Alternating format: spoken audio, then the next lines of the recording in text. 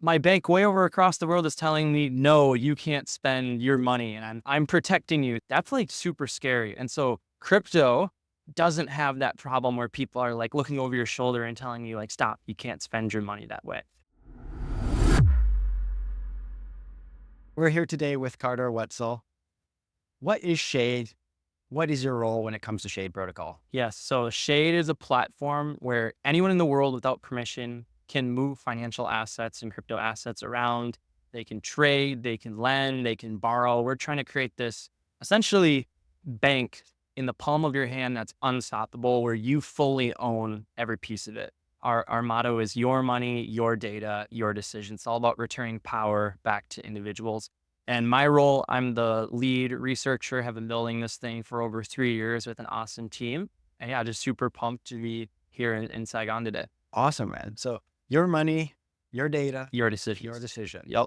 All right. So what is the major problem that Shade is solving? Because myself, I'm not that familiar with crypto. I know the basics. I thought Bitcoin was supposed to solve all these problems when it comes to security and data and privacy. Is that not the case?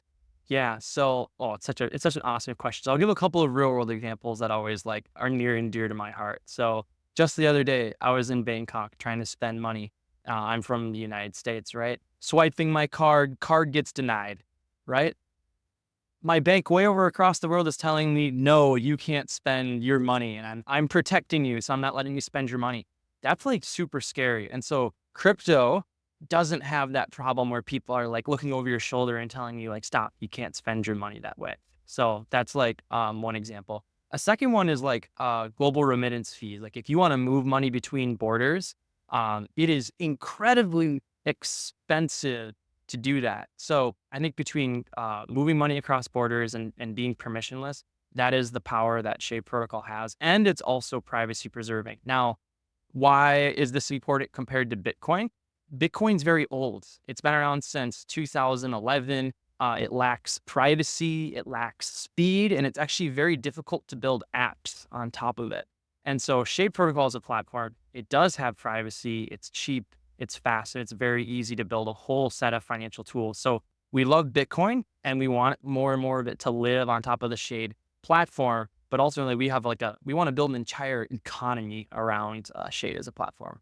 So Shade is offering similar financial services that a bank would offer? Yes. So that I would say the end vision is to essentially have a bank in the palm of your hand, like a mobile phone that you can walk around with. But the difference is it's your keys. So no one can like come and seize that money from you. You fully own it. Your money, your data, your decisions. Okay. So then what is the major difference between a crypto wallet and a wallet I hold in my pocket? Yeah, honestly, there's a lot of similar crossovers. I think the biggest difference between a real world wallet and a crypto wallet is like the ability to spend money, right? Real world, you can obviously like hand paper between people, and there's a lot of convenience in that. But with crypto, you live in the digital realm. So I would say plenty of crossover between the two concepts. It's just that digital crypto wallets allow you to fling money ever around the world instead of being containerized to just like me to you in person, right? That's a very small world compared to digital. Okay. So crypto's been taking off the, last couple of years. How does somebody who's never been involved in crypto get started with Shade?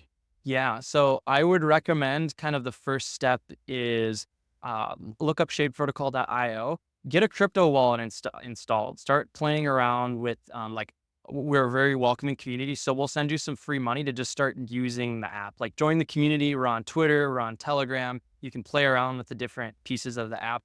And then once you're more convinced that you want to, bring more capital and maybe get away from this world of centralized finance and join the unstoppable economy of Shade, then you maybe want to sign up for like a centralized exchange, which is kind of a painful step. But once you're able to, get money to centralized crypto exchanges, you're able to bridge it over to this unstoppable economy. And it's a little bit of friction, but once you join the unstoppable economy, you really never go back, is the way I like to think about it.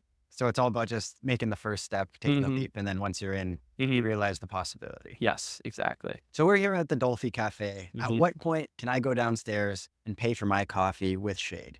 Yeah. So we actually have some crypto debit cards tied to Cash they are building on top of Shade Protocol. So there are debit cards running around the world right now where you can spend Silk, anything tied to Visa.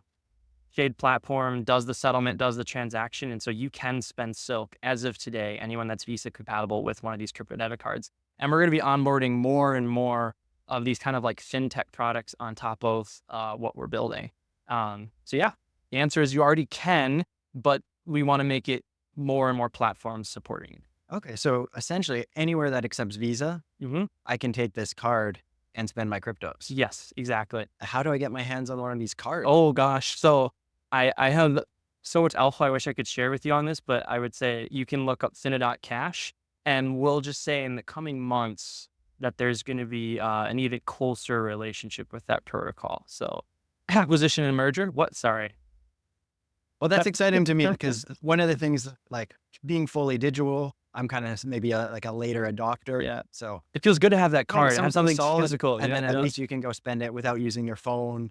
Yeah. So I know about stable coins, like they already exist. We have Tether, we have USD coin. We already have them. Why do we need another stable coin? Yes. So for anyone listening to this, Shade has launched its own stable coin. It's called Silk. It existed for over 2 years. So a lot of people, when they hear about crypto, they think, oh, like Bitcoin, I want to buy it. So price goes up and I make money, right? But there's actually a whole nother side to crypto tied to stable coins where I just want something that has a stable store of value where I can transfer it from me to you. You know, like you bought a pizza, I want to pay you back, right? So I can send you $10 of, stable coins, right? But Shade Protocol, we spotted a problem. And the problem is that this world of this unstoppable economy that's being formed, it's being built entirely around the US dollar.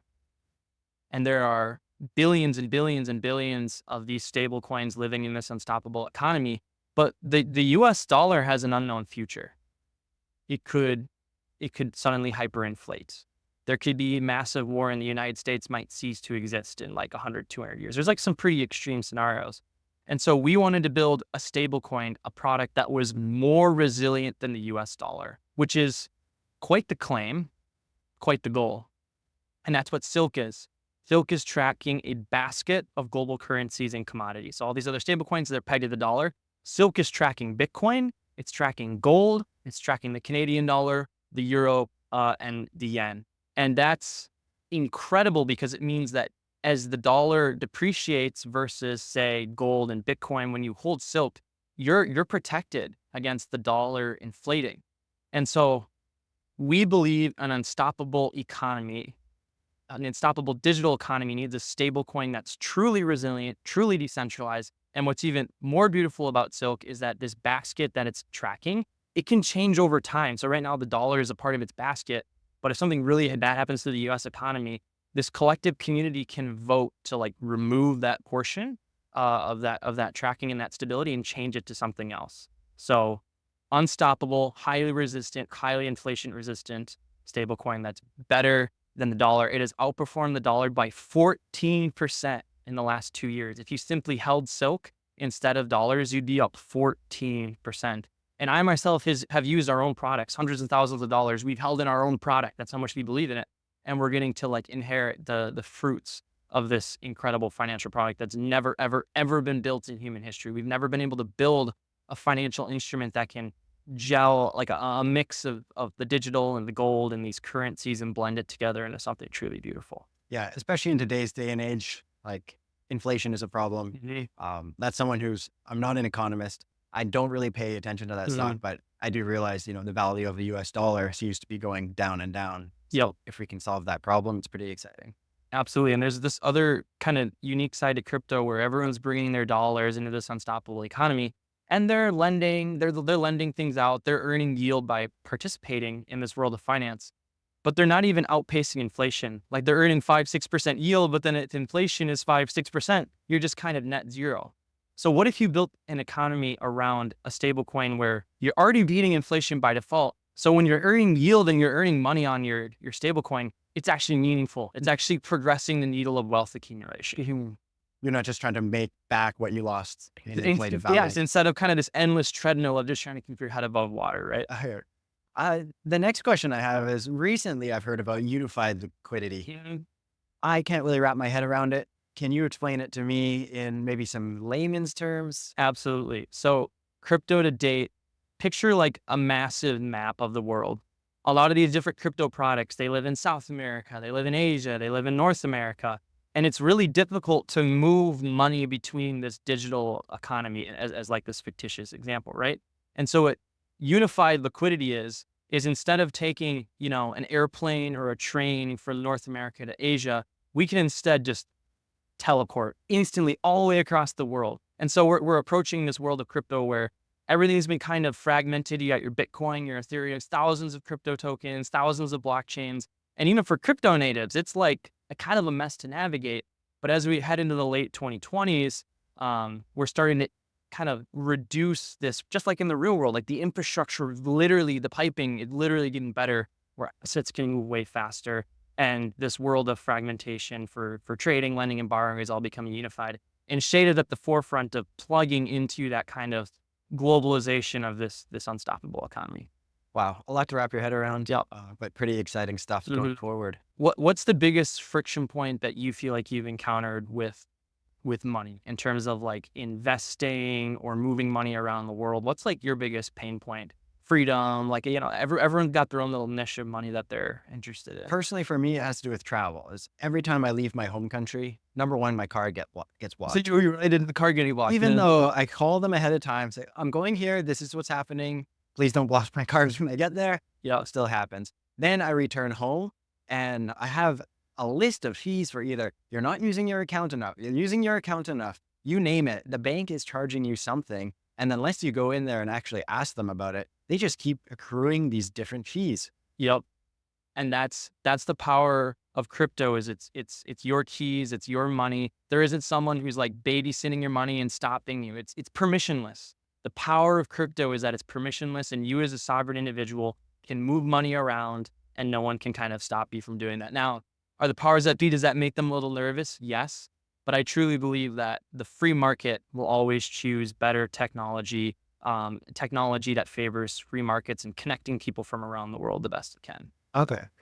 My other issue with the financial system, this has to do with the crypto side of things, is getting money onto the blockchain. Yes. And getting it off. Because for somebody who's not that familiar with it, I want to be able to take my money and turn it back into US dollars or turn it back into Canadian dollars. Maybe for you, you're happy to put all your assets there and keep them there for the long term. Yeah. But having the peace of mind that I can easily take my money back into this world, that gives me a lot of comfort diving into crypto. You're putting a smile on my face because at Shade, we've solved moving assets around, we've solved trading, we've solved lending and borrowing, stablecoins, so many pieces of the puzzle. And now we've solved the off-ramp piece of the puzzle with the debit card and all the other products coming. So that leaves the final boss, which is on-ramping. And crypto has been kind of like struggled to solve on-ramping and off-ramping. But the good news is it's really improved in recent years. And I would bet in the next year or two, any bad experiences you had with on-ramping, that barrier of entry is going to keep going down over time. And that's not something that's specific to Shade. That's not just specific to crypto Shade in general. Crypto and moving money from the centralized world to the unstoppable economy of Shade, like there is some friction in there for sure by default. So I can already go to my bank. I can request a loan. They have all kinds of financial services. Yep. Why should I go with Shade? So the crazy part about this world of decentralized finance is we have millions of people around the world that are participating in it. So in traditional finance, there's all the red tape of you need to be a certain sized institution in order to be able to like lend an asset out to someone else, right? Like it's been sequestered off to the elites, to the people that can have all the legal red tape, right? This world over here is totally permissionless. And so the lending and borrowing and trading that exists is offering better rates. It's doing it with less fees, and it's empowering more people to essentially be the bank. You can earn yield with your own money in ways that you'll never be able to do in this world of traditional finance because only the banks are allowed to do that. And so Shade is just empowering people to be participants. And so, yeah, why use Shade? You're going to get better lending rates, better borrowing rates, and it's totally permissionless. And our claim to fame is it's private. So right now, crypto is 100% transparent, but you don't want the whole world seeing, I bought this tea, but I also have a massive mortgage loan out. Like crypto right now actually has less privacy than traditional finance. And so Shade from day one has prioritized privacy for individuals, because we believe if we're gonna bring in millions of people to this unstoppable economy of shade, that we need to be protecting people from day one. Now, it doesn't mean you can't be auditable. You can decrypt your transactions. You can hand it off to a tax expert. We just want to make sure that 99.9% of the world can't see your everyday daily transactions. And then you have the autonomy to say, hey, I'm going to hand over my encrypted transactions to person A or person B. Okay. So say I want to lend some money to somebody out there and receive this yield. What happens if they can't pay me back? Do I call the police? Do I call the government? So this is the interesting piece of crypto is everything's collateralized in crypto. So what's interesting about a collateralized economy is it's much safer because there's always something that can be drawn upon and taken to make sure that as a lender you're made whole. Versus in the traditional world economy, things are under collateralized, which is helpful if you're a borrower. But there's just a lot more risk in the system over here compared to this totally collateralized economy of crypto. So one day we'll have under collateralized lending and borrowing, but we're going to have to bridge identity to crypto so that, I mean, the net result is if someone doesn't pay something off, that like they could be put in prison, like it, right? But crypto hasn't chosen that route. We've chosen to embrace all the lending and borrowing is collateralized. So if the person you're lending out to walks away and never comes back, there's a system of liquidations to ultimately make you whole and profitable at the end of the day. So fulfilling the contract, and it's not really up to them. And you just use the word contract, and crypto is built on smart contracts. So you're already accidentally stumbling into the right language there. So you use the word smart contract. Can you give us an example or tell us what that means? Yeah. So a smart contract. So in the real world, there's party A, there's party B, and like say you have like a lawyer in the middle, and two people are trying to perform some sort of deal where a person, I put collateral down here, you give me your car, and you need to repay this, or else I give you that, right? And there's a human intermediary sitting there in the middle, kind of like managing this deal between two people. Crypto instead replaces that third party with essentially a computer program that sits on the blockchain, and it's the on-chain lawyer, right? And so I can send money to it, you can send money to it, and we can both know the rules of the smart contract, and it autonomously, independently of any like outside influences, performs the deal on behalf of us. And so with that basic concept, you can build these incredible financial applications built on this trustless, programmatic, just powerful smart contracts. It blows my mind every time I think about what we can do, because we're removing humans from it. It's all programmatic code. It's all open source, so you can read the code, and it's a better, more reliable financial system. And at the end of the day, capital is going to migrate from these trusted centralized systems to where capital is respected most, and where is capital respected the most? On blockchains, on shade protocol.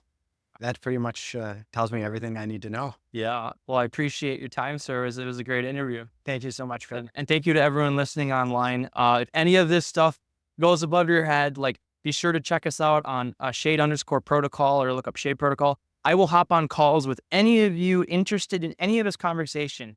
Set up a call with me. I will take a call with you guys, 30 minutes, 45 minutes. I will offer up my time to teach you this, because it's ultimately about education. We're not asking you to risk any of your money. We're merely asking, are you willing to learn about this world of unstoppable finance with Shade? So appreciate your time, guys.